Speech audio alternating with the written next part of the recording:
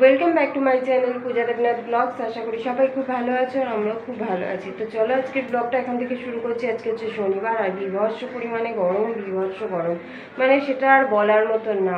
এত গরম মুখে বলা যাচ্ছে না, অবস্থা দেখলেই বোঝা যাচ্ছে। আর আমার মেয়ের তো কালকে রাত্রে, পরশুদিন জন্মদিন খেয়েছে, কালকে জন্মদিন খেয়েছে, খেয়ে আজকে সকাল থেকে বমি শুরু হয়ে গেছে। মানে খায়নি তো কিছুই, ওরা তো কিছু খায় না, ছোট মানুষ, হয়তো একটুখানি খেলো, এক পিস মাংস খেলো, একটুখানি ভাত খেলো, এইটুখানি। কিন্তু কি এই যে গরমটা পড়েছে না, তার মধ্যে ওই যে গেছে সব বাচ্চারা এক জায়গায় হুড়াহুড়ি পাড়াপাড়ি করেছে, আগের দিনও তাই পরের দিনও তাই। আর তারপরে কি মানে এত গরমে আর পাচ্ছে না, মানে সকাল থেকে বমি শুরু হয়েছে, 3-4 বার বমি করা হয়ে গেছে। ভালো কথা মনে পড়লো বমির ওষুধ খুঁজতে হবে। তো 3-4 বার বমি করা হয়ে গেছে আর সব কিচ্ছু খেতে দিইনি আজকে এখনো সকাল থেকে। সকালে একবার স্নান করে, মানে স্নান হয়ে গেছে,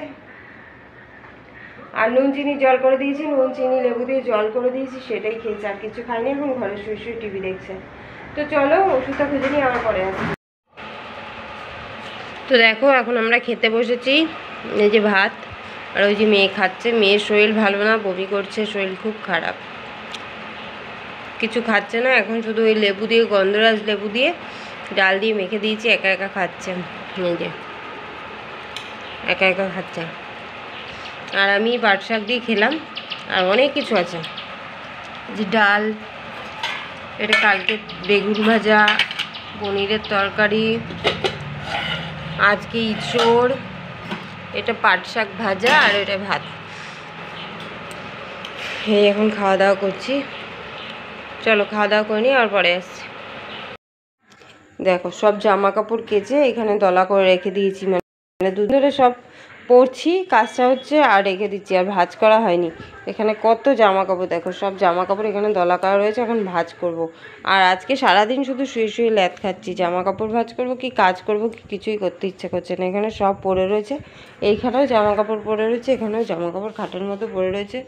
দেখো কি অবস্থা, এখনো গুছানোর কোনো নাম নেই। এদিকে আমি শুয়ে শুয়ে শুধু ল্যাদ খাচ্ছি, আর এদিকে মেয়ে বদমাইশি করছে, ফোনের কভারগুলো নিয়ে ওর মধ্যে পাউডার মাখাচ্ছে। খাটে জল পড়বে কিন্তু, নিচে নাম। বসলাম, এসে এতক্ষণ বারান্দায় শুয়েছিলাম, এতক্ষণ ওখানে শুয়ে শুয়ে রাত খেয়েছিলাম। এবার জানলার ধারে এসে বসলাম, দারুণ হাওয়া দিচ্ছে, এবার মনে হচ্ছে এখানেই বসে থাকবো।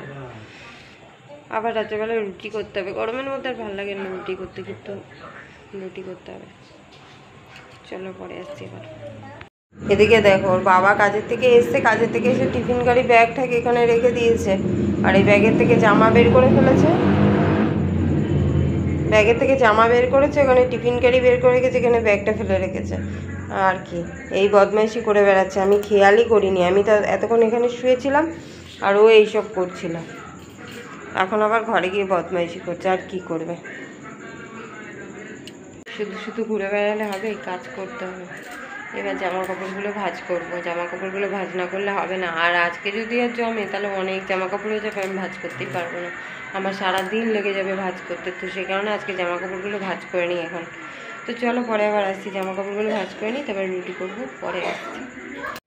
তো এখানে দেখো রুটি করে আমরা খেতে চলে এসেছি। তো এখানে শাক ছিল, তো সেই কারণে একটুখানি শাক খাবো বলে একটুখানি ভাত নিয়ে নিয়েছি, ভাত নিয়ে শাকটা খাবো। আর এখানে তো তরকারি গরম করেছি, মেয়েকে ডাল দিয়ে ভাত দিয়ে মেখে দেবো, লেবু দিয়ে চটকে, আর আমরা এগুলো খাবো। চলো খেয়ে নিই। খাওয়া হয়ে গেছে, আর এখন বাজে হচ্ছে 11:15। আমাদের খাওয়া হয়ে গেছে, আমার আর আমার বরের খাওয়া হয়ে গেছে। মেয়ের এখনো খাওয়া, বসে বসে খাচ্ছে আর টিভি দেখে যাচ্ছে।